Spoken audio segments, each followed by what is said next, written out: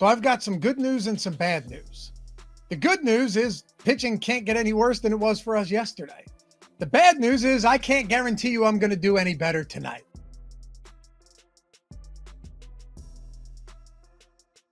Welcome to the perfect lineup where Josh Engleman and myself, Dave Loughran, try to build the most beautiful lineup, take down a tournament. Finally, it's tough in these MLB streets. You know it, I know it, we all know it, but I'll give you two pitchers. Josh with the stack. Let the single lineup sims do the rest of the work. And here's the great news.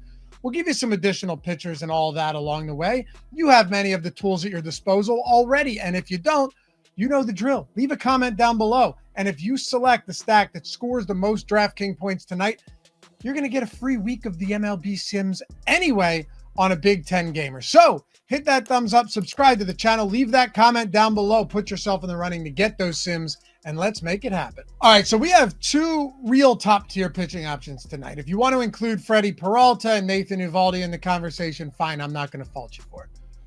What I can say, though, is that Garrett Crochet and Brian Wu absolutely stand out. Crochet's got a home matchup against the Royals. They have a 23% K rate, 6% walk rate, and a sub-300 WOBA against lefties this year. Definitely worse against lefties than righties, particularly in the strikeout department, because righties, they have the second lowest K rate in the league. Real tough team to love pitching against when they're facing left or righties, but they won't be tonight. Brian Wu, on the other hand, has a matchup, amazing pitcher's park at home, against the White Sox team that has a 22% K rate and also a sub-300 WOBA against righties. They're also 29th in ISO while we're at it. Now, here's the thing. Ultimately, no matter who I choose, the opposite pitcher is probably going to toss a gem. So keep that in the back of your mind as you're building lineups today. It happens. We go on stretches like this. Earlier, last month, we were on an absolute torrid pace. We couldn't miss on pitching. Right now, we can't hit them. Let's see if the tides turn today. I'm going with Brian Wu. I know he struggled with power lately. Most notably, last start, 4 solo shots against the Angels. That came at Anaheim and not in Seattle, though, so there's a big difference there. I'm just having a tough time overlooking this matchup, especially when he's getting significantly less ownership than Crochet. Crochet at almost 40, Brian Wu in the low 20s on this slate. Although, look, Crochet in this spot, obviously a good play. The White Sox, though, here's the thing. They always seem to tune up lefties. We know that, right? But they've been dreadful against righties. And this park is really, really hell for opposing hitters, especially when they lack pop throughout the entire lineup, which this White Sox team does against right-handed arms. Another thing, too, Wu's got a 6.5 K prop tonight. You don't see that very often for him.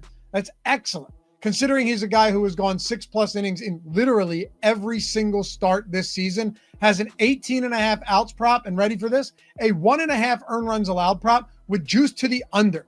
Just something you don't really see all that often. Brian Wu, lock it in as our SP1. Yesterday ended up giving us the biggest selection of winners that we've had since we started the perfect lineup. 30 of you took the Toronto Blue Jays yesterday and the chalk stack hit, which means 30 of you have the opportunity to win a week of the MLB DFS Sims. This is a ridiculous wheel spin for today. It's fun to see, but the odds are much lower unless you are Chris Cassetta. If this is you, take a screenshot of this video, email it to support@stokastic.com and let them know you want to claim your free week. All right, at SP2, I think we've seen enough of a price drop now on Shota Imanaga, being 9,900 2 starts ago, back when he got torched for 7 runs across 3 innings. Yeah, White Sox against Southpaws. Do it again. But the Reds have a 3.6 team total tonight. The winds are blowing in from center again at Wrigley. And I know this pitcher pairing will make it tough to get Toronto 5-mans. I still think you'll easily be able to get 3-mans. And when I ran the Sims earlier this morning, that's what we were getting. A lot of Toronto 3-mans, some 4-mans, not as many 5-mans. So I'm not super worried about it. Plus, I don't think Josh was going to go with the Toronto 5-man anyway, just knowing how chalky that'll be. But Imanaga, look, 5.5 K prop, solid again for him. A guy that can pitch deep into games, 17.5 outs prop, 1.5 earned run allowed prop. So subcats 9K, those look really nice. More importantly, though, the Reds have been pretty bad against lefties. No power, enough strikeouts, and a less than favorable park shift from Great American tonight. If you're looking for cheaper pairings, I'll give you some. To cheaper guys to pair with an expensive SP1, you have no shortage of options. Now, none of these guys you go, wow, he looks great. but I do think some of these guys are underpriced and some of them are getting no ownership. Yu Darvish is 6,100 coming off, obviously a shortened season thus far. Phenomenal. Easily his best start of the year last time out. 6,100 today in Arizona. Jose Soriano has a home matchup against Tampa, 7,600. Emmett Sheehan, 7,200 at home against St. Louis. And you ready? We got to do it because he's 4% owned right now. Jose Berrios at 7K in Coors. Look, Eric Lauer had no problem, and he's not as good as Berrios. Last night, 6 one-run innings and earning the win. We'll see what we can do. But for now, let's go with Brian Wu, Shota Imanaga. Turn this one over to Josh, see what the single lineup Sims can work with us after he throws that stack in. Let's make some money tonight, friends. Well, it certainly wasn't the Padres yesterday. We needed to go chalk in the video. That's not what happened. But we're not going chalk in this video either. We are going to the Cleveland Guardians. Now, when we look in the top stacks tool, this isn't gonna look like something we desperately want to get to. There were a lot of different spots I looked at first, and every one of them I had to throw in the trash before we got to the Guardians. They are 13th in top stack, which is probably the lowest mark we've had in the history of this video, but they are 5th in value. And because Laffy's spending up at pitcher, we need a little bit more value. They are 7th in stack score, which helps.